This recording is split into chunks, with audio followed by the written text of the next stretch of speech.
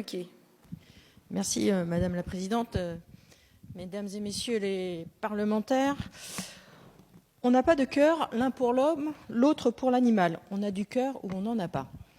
Ces mots sont ceux de Lamartine. Ils résonnent d'autant plus aujourd'hui que le respect de la condition animale s'impose de plus en plus dans les exigences des consommateurs. Je ne serai pas de celles et de ceux qui dénoncent le simple fait de manger de la viande. Toutefois, on ne peut se désintéresser de la condition animale, car bien manger, c'est avant tout bien produire. Si le respect animal doit être garanti dans chacune des filières, j'aimerais vous alerter, Monsieur le Ministre, sur la filière porcine, sans la stigmatiser, mais en pointant sans détour des pratiques qui apparaissent choquantes et difficilement justifiables à notre époque. 24 millions de cochons ont été abattus en 2018 en France, avec 95% qui proviennent de l'élevage intensif. Qui dit élevage intensif dit bien souvent rentabilité, promiscuité et malheureusement souffrance rencontrée dès les premiers jours de vie des porcelets. Je pense par exemple à la coupe des testicules au scalpel sans anesthésie et sans soin qui est pratiquée en raison de l'odeur du verra, qui ne concerne que 3 à 5% des mâles et rend leur viande odorante.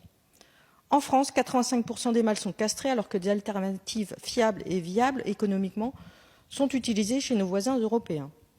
La castration n'est pas la seule source de souffrance. Il y a la codectomie, qui vise à éviter que les cochons ne se mordillent mutuellement la queue. Il y a également la coupe ou le meulage des dents. Là encore, aucune prise en charge de la douleur.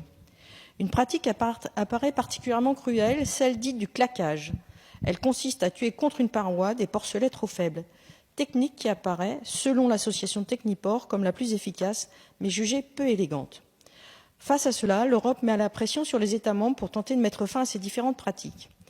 Quelle est votre position, Monsieur le Ministre, sur ces pratiques répandues dans la filière porcine? Comment votre ministère ambitionne-t-il de lutter contre la souffrance animale en renforçant le bien-être animal? Merci.